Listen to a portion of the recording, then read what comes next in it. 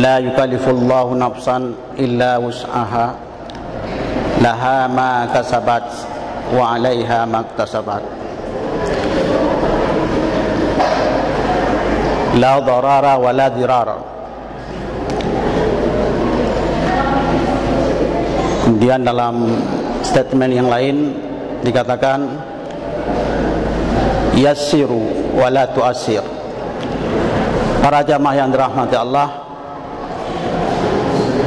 pertama sekali marilah kita memanjatkan puji syukur kepada Allah Subhanahu wa taala. Pada siang hari ini kita masih bisa menunaikan salat zuhur secara berjamaah.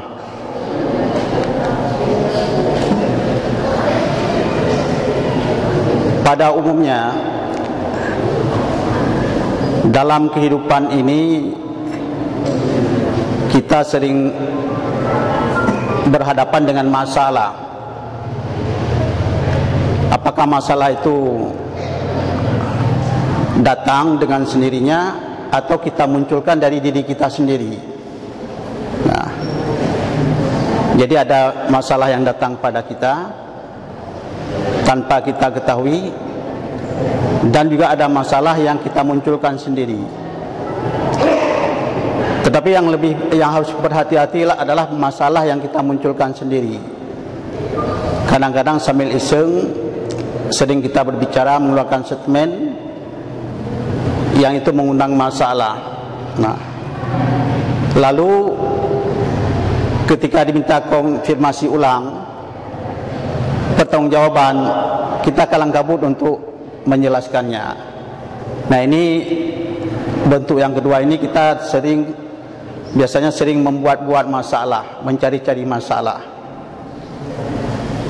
Jadi mencari-cari masalah itu tidak hanya dalam masalah-masalah muamalah saja. Dalam masalah ibadah juga sering seperti itu.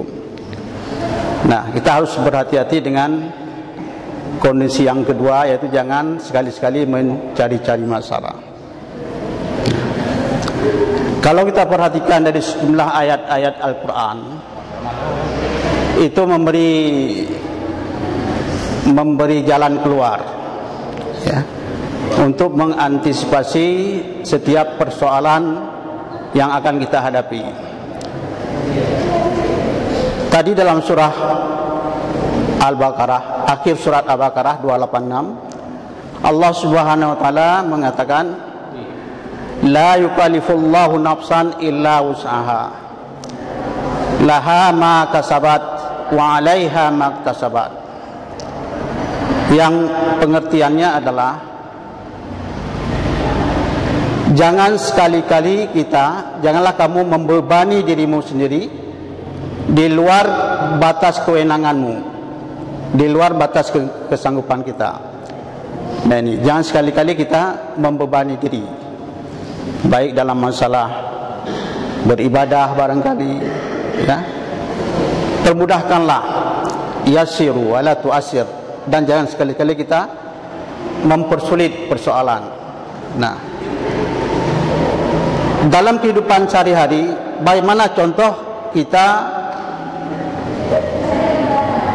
membuat masalah? Contohnya, seseorang itu berpenghasilan satu hari 50.000, tapi dia merencanakan pengeluarannya, ya, lebih daripada 50.000. Kelebihan daripada pendapatan itu sudah menciptakan cikal bakal masalah. Nah, yang dalam Islam hal ini sangat dilarang. Jangan sekali-kali kita menciptakan persoalan dalam kehidupan ini. Ya, ini contoh dalam hal muamalah tadi. Barangkali kita hanya berkemampuan berpenghasilan 50.000, lalu kita merencanakan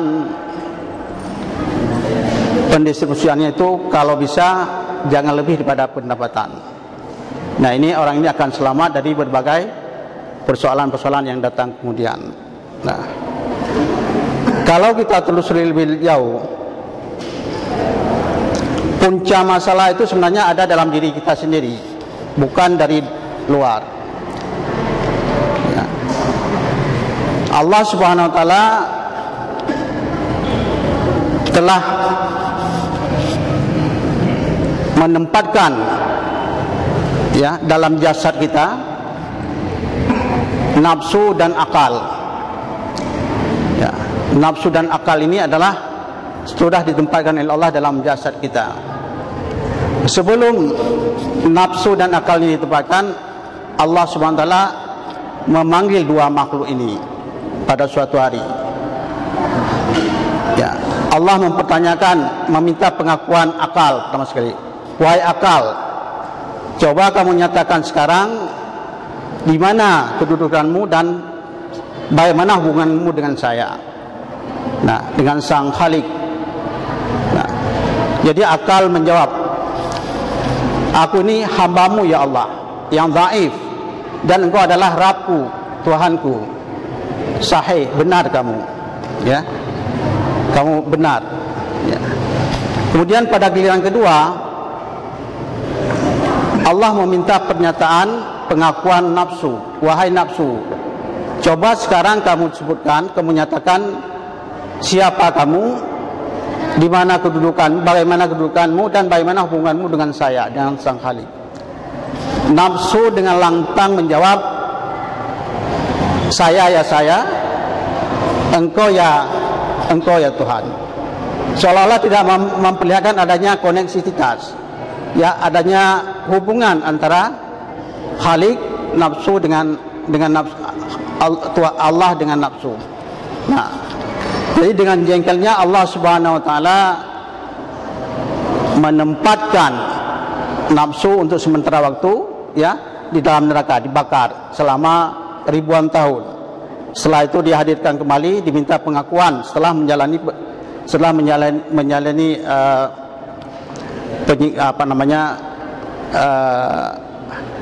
hukuman. Tetap nafsu masih menjawab, nafsu saya ya saya, engkau ya Tuhan. Jadi begitu angkuhnya nafsu memberi jawaban di hadapan Sang Khalik. Oleh karena itu para jamaah yang dirahmati Allah, pada tubuh kita ini sekarang ada dua makhluk, antara akal yang sangat tunduk dan patuh, dan nafsu yang kadang-kadang yang sangat membangkang. Nah, oleh karena itu kedua makhluk ini sebenarnya harus dinetralisir. Kedua makhluk ini berteman, antara nafsu dan akal pada jasad manusia itu berteman dia. Berteman. Kadang-kadang nafsu ini bisa dinetralisir oleh akal, dan kadang-kadang akal bisa dikalahkan oleh nafsu.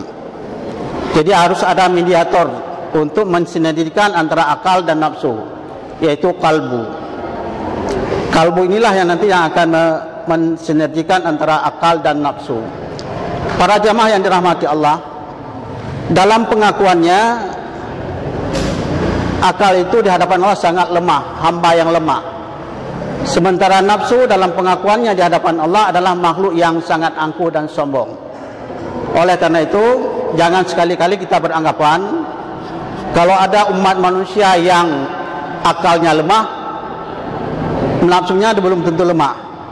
Nah, tidak otomatis orang yang akalnya lemah lalu nafsunya lemah, tidak. Nah, yang kita khawatirkan adalah akal ini nanti akan tergiring oleh nafsu itu sendiri. Para jamaah yang dirahmati Allah, untuk selanjutnya dalam hal beribadah juga demikian, ya. Dalam beribadah, dalam hal bermuamalah, untuk mensinergikan antara nafsu dan akal sehingga tidak menimbulkan konflik, itu harus ada keseimbangan, ya, keseimbangan antara materi dan in materi, antara kehidupan duniawi dan juga kehidupan ukhrawi. Nah, ayat tersebut juga menyatakan kepada kita bahwa surah Al-Baqarah 286 itu untuk menciptakan keseimbangan dalam berbagai kegiatan kita. Para jamaah yang dirahmati Allah, selanjutnya harus kita pahami bahwasanya kelebihan dari segi materi yang semata-mata karena tuntutan hawa nafsu ini akan menempatkan kedudukan jasad ini pada tempat yang rendah. Karena makam materi itu adalah di bumi ini, kedudukan materi itu ada di bumi ini. Karena pada suatu waktu nanti materi itu akan lebur dengan bumi, yang akan menyatu dengan bumi. Nah, oleh karena itu, sementara dalam bentuk materi, makamnya adalah di langit. Jadi dalam bentuk materi itu gravitasi buminya lebih berat ketimbang gravitasi langit. Sementara orang yang kaya materi, yang kaya moral dan spiritual, dia akan mendapat kedudukan yang mulia di sisi Allah Subhanahu wa taala. Para jamaah yang dirahmati Allah, pada saat sekarang ini kita sedang menjalani puasa Ramadan. Semua kita tahu bahwa salah satu fungsi puasa Ramadan itu adalah untuk mensinergikan, ya, untuk mensinergikan antara akal dan nafsu kita. Jadi dalam ayat tersebut, ya ayyuhalladzina amanu kutiba alaikumussyam kama kutiba alal ladzina min qablikum la'allakum tattaqun. Yang menarik kita perhatikan di sana adalah kalimat la'alla. La'alla itu adalah penuh dengan tantangan, ya. Bermakna cita-cita, keinginan, litamani, ya, ataupun harapan. La'allakum tattaqun. Semoga kita menjadi hamba Allah yang muttaqin.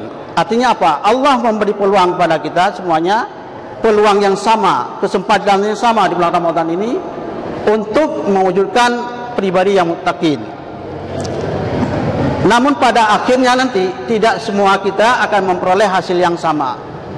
Nah, ini yang menjadi pertanyaan kita sekarang, di manakah posisi kita hari ini? Ya. Coba kita perhatikan kondisi real pada hari ini. Pada saat siang hari kita menahan diri daripada lapar dan dahaga.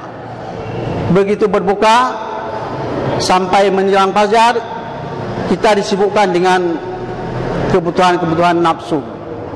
Apakah itu makan buka puasa bareng, makan setelah tarawih dan lain sebagainya. Kalau kita totalkan semuanya adalah volume ibadah kita jauh lebih sedikit daripada kebutuhan rohaniyah kita jauh lebih kecil berbanding dengan kebutuhan nafsu kita. Oleh karena itu menarik kalau kita ingin melihat di mana kedudukan kita sebagai sisaim, apakah bisa kita memperoleh tingkat muttaqin. Ini kita bisa gunakan teori dengan menggunakan analisis SWOT. Karena ibadah puasa ini bukan hal yang pertama kita lakukan. Sudah cukup sering kita lakukan sejak kita akil balik. Namun pernyataan hari ini adalah kondisi kita setelah puasa pada tahun yang lalu, dengan persiapan kita mengakhiri puasa pada tahun ini, itu ada peningkatan dari segi amalia, dari segi penguatan kalbu kita. Ini yang penting sekali. Para jamaah yang dirahmati Allah, yang sebenarnya di dalam puasa ini bukan nafsu yang harus kita train, ya. Yang harus kita bina bukan nafsu, tapi kalbu kita itu yang harus kita bina. Karena kalbu inilah yang akan membatasi keinginan nafsu dan akan mengarahkan, ya, pemikiran-pemikiran yang dilahirkan oleh pikiran. Jadi puasa ini adalah mentazkiyahkan nafsu, kalbu, ya, mentren kalbu kita agar mampu menjadi mediator sebagai yang mampu memediasi antara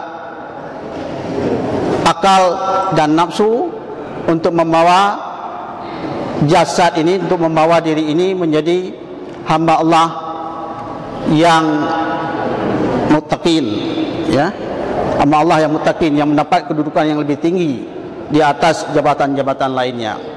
Mudah-mudahan saja dengan kita melihat pengalaman pelaksanaan puasa yang lalu dan kita coba terapkan pada pelaksanaan puasa hari ini, ibadah puasa kita benar-benar akan membawa pribadi kita menjadi pribadi yang muttaqin. Karena dengan pribadi muttaqin inilah yang nantinya akan mendapat kedudukan yang mulia di sisi Allah Subhanahu wa taala. Dan satu lagi yang harus kita hindari. Tadi sudah kita katakan bahwa nafsu itu tidak hanya bermain di bidang materi saja. Nafsu juga bermain di bidang-bidang lainnya, termasuk dalam hal ibadah. Nah, umpamanya hari ini kita sering mendengar adanya pertikaian antara 20 dan 8. Persoalannya bukan di situ. Kalau kita ingin berbicara tentang kualitas ibadah itu bukan pada kuantitas. Nah, tetapi pada walaupun satu rakaat yang kita lakukan, kalau itu dilandasi dengan nilai keikhlasan, itu bernilainya 100. Berbanding ratus rakaat yang kita lakukan tanpa dinilai dengan keikhlasan, nilainya adalah 0. Nah, oleh karena itu ini sangat sesuai sekali dengan maksud perintah Allah, wa ma umiru illa liya'budullaha mukhlishina lahuddin. Allah tidak akan memerintahkan untuk menyembahnya kecuali dengan kondisi mukhlis, ya, ikhlas, ya, semata-mata mengharap ridha Allah. Kalau dengan demikian lebih bagus jangan lakukan ibadah kalau memang tidak ikhlas. Tapi kan ukuran ikhlas itu hanya kita dan Allah saja yang tahu. Nah, oleh karena itu puasa ini kita coba melatih kalbu kita menjadi kalbu yang mukhlis, yang ikhlas, ya, melakukan pengabdian, menjalankan perintah Allah dalam berbagai aspek hanya semata-mata mengharap ridha Allah. Hadanallahu yakum ajmain. Assalamualaikum warahmatullahi wabarakatuh.